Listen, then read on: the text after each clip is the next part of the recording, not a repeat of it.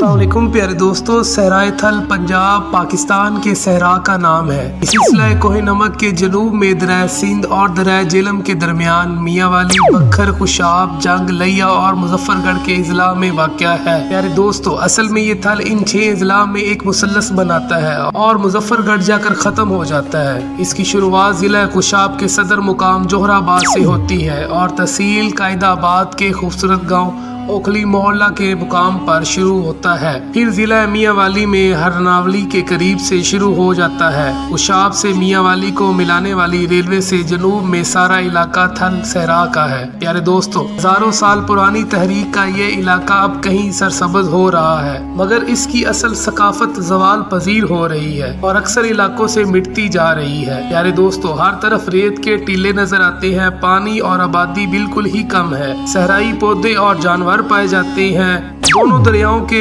इस दरमियानी इलाके को सिंध सागर दोआब कहते हैं। प्यारे दोस्तों, दरिया सिंध से निकाली हुई एक नहर और लोगों की शदीद मेहनत थल को आहिस्ता आहिस्ता ज़रई इलाके में बदल रही है। रावलपिंडी से मुल्तान जाने वाली रेलवे गाड़ी थल से होकर गुजरती है।